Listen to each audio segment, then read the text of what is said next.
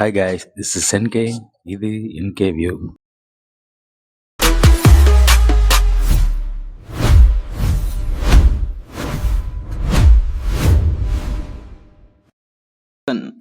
காலமாடன்.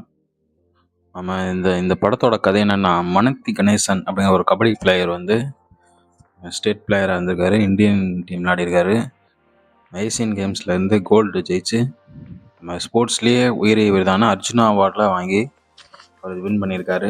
அவரோட ஸ்டோரியை வந்து மையமாக வச்சு பேக் ட்ராப்பில் வந்து பாண்டிய ராஜா கந்தசாமி அப்படிங்கிற கேரக்டரில் நடக்கிற உண்மையான நடந்த ஒரு சம்பவத்தையும் இது வந்து அது பேக் ட்ராப்பில் வச்சு ஒரு சாதி சண்டையில் அதுக்கிடையில் இவர் எப்படி அந்த அந்த கிடையில் இவர் எப்படி அதெல்லாம் சகிச்சுக்கிட்டு இவ்வளோ பெரிய கேம்களை வந்து வின் பண்ணார், இந்த ஸ்போர்ட்ஸுக்கெல்லாம் அவர் எப்படியெல்லாம் இது பண்ணாருங்கிறத ஒரு மிக நேர்த்தியாக இந்த படத்தில் எடுத்திருக்காரு மாரி செல்வராஜ். அவருக்கு மிகப்பெரிய பாராட்டுகள். இதில் அவர் மாரி செல்வராஜ் அவர் யூஸ் பண்ணுற ஒவ்வொரு படத்தில் யூஸ் பண்ண மெட்டாஃபர் வந்து ரொம்பவே பவர்ஃபுல்லான கேரக்டராக இருக்கட்டும், கர்ணனில் கழுதையாக இருக்கட்டும், மாமன்னனில் அந்த பன்றியர்களாக இருக்கட்டும், ஒவ்வொரு படத்துலையும் வந்து அவர் யூஸ் பண்ணுற மெட்டாஃபர் வந்து பயங்கர பேசும் பொருளாக இருக்குது. கருப்பியாக இருக்கட்டும், இந்த படத்துலேயும் வந்து அந்த ஒரு ஆடு காலமாடன் அப்படிங்கிற அந்த கேரக்டர் வந்து பயங்கர இம்பேக்ட் ஏற்படுத்துது. அது வந்து கிளைமேக்ஸ்லேயுமே வந்து அது ஒரு ரெஃபரன்ஸ். இன்னும் அந்த சீன் பர்டிகுலர் சீனில் வந்து இன்னும் அது வந்து ஒரு சைடு வந்து போயிருந்தால் இன்னுமே செம்மையாக இருந்திருக்கும். ஸோ மெட்டஃபரும் வந்து பயங்கரமாக யூஸ் பண்ணுறாரு. அதுவே நம்மளை ரசிக்கும்படியாக இருக்குது. ஃபஸ்ட்டு இந்த கதையில் வந்து தேர்ந்தெடுக்கப்பட்ட கேஸ்டிங் ஒவ்வொரு கேரக்டருமே வந்து மிக நேர்த்தியாக நடிச்சிருந்தாங்க. அவங்க எடுத்துக்கிட்ட கேரக்டராக இருக்கட்டும், அவங்க பேசின வசனமாக இருக்கட்டும், உடல் மொழியாக இருக்கட்டும், ட்ரெஸ்ஸிங்காக இருக்கட்டும், அந்த வர்ற பிளேஸாக இருக்கட்டும், இது எல்லாமே வந்து அவங்க அந்த கதாபாத்திரத்துக்கு ஏற்ற மாதிரி அற்புதமாக நடிச்சிருந்தாங்க. இதில் பேசப்பட்ட அரசியல் வந்து மிக மிக சரியான அரசியல். அதை வந்து எல்லாரும் அதை உற்று நோக்கி அதை சரியாக படம் மாதிரி கடந்து போகாமல் ஆழ்ந்து யோசித்து அதுக்குண்டான என்னவோ அதை வந்து ஒரு உரையாடலை கடத்துன்னு தான் இந்த படம் சொல்லுது. ஸோ இதில் ஹீரோவாக நடித்த துருவ் வந்து ரொம்ப அற்புதமாக நடிச்சிருந்தார்.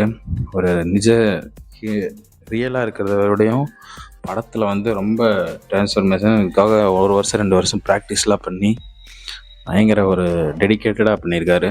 அவர் நடிப்பும் ரொம்ப அற்புதமாக இருந்துச்சு, மிக நேர்த்தியான நடிப்பு. அதே மாதிரி அவருடைய அப்பாவாக நடித்த பசுபதியை அவர் சொல்லவே வேணாம். ஒவ்வொரு கேரக்டர்லேயும் ஒவ்வொரு படத்துலையும் ஒரு பின்னிடுவார். இந்த படத்தில் அப்பாவாக வந்து இதுக்கிடையில் ஒரு தன் பையனை வந்து எப்படியாவது இதுலாம் சிக்க விடாமல் எப்படியாவது அவனை பெரிய ஆளாக்கிறணும், இதே அவனுக்கு ஃபாலோ அப் ஆகக்கூடாது, அவன் தலைமுறையில் இது வரக்கூடாதுன்னு ஒரு ஏங்கி தவிச்சு அவனை எப்படியாவது பெரிய ஆளாக்கணுங்கிற ஒரு கனவோடு இருக்கிற ஒரு அப்பாவுடைய அந்த கண்ணோட்டத்துலேயும் இந்த படத்தை நம்ம பார்க்கலாம். ஒரு 3 கண்ணோட்டமாக பார்க்கலாம்.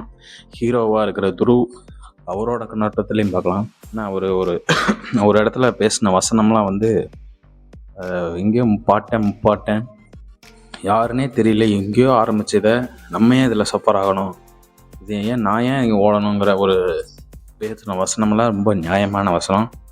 ஸோ வந்து அவராக இருக்கட்டும் அந்த கண்ணோட்டத்துலேயும் இதை வந்து நம்ம பார்க்கலாம். அவர் எப்படி இதில் சஃபர் ஆகி பிடிச்ச நம்ம கபடியில் எப்படி நம்ம ஜெயிக்கணும் அப்படிங்கிற ஒரு இதுவும் அவங்க அப்பாவுடைய பாயிண்ட் ஆஃப் வியூவிலேருந்தும், பட் வந்து ஒரு நார்மலாக பொதுமக்கள் பாயிண்ட் ஆஃப் வியூவிலேருந்தும் பார்க்கலாம்.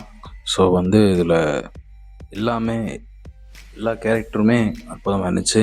அடுத்து நடித்த வந்து அமீர், மிக முக்கியமான கேரக்டர் நடித்த அமீர். அவர் வந்து ஒரு அடுத்த ராஜனுக்கு அடுத்து இவர் இந்த வட சென்னைக்கு அப்புறம் இந்த கேரக்டர் வந்து ரொம்பவே பேசும்படியாக இருக்கும்.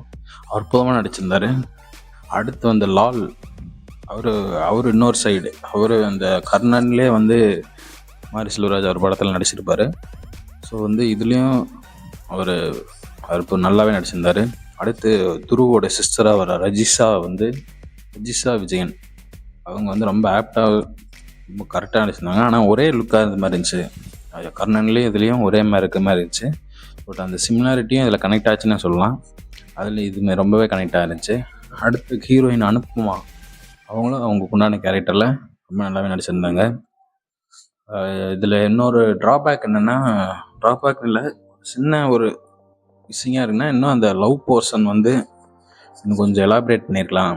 ரஜிஷா அவங்களுடைய அந்த ஒரு ஸ்கூல் லவ் போர்ஷனும், இல்லை துரு அனுப்பமா அவங்களுடைய லவ் போர்ஷனும் இன்னும் கொஞ்சம் டெப்த்தாக காட்டியிருக்கலாமான்னு தோணுச்சு.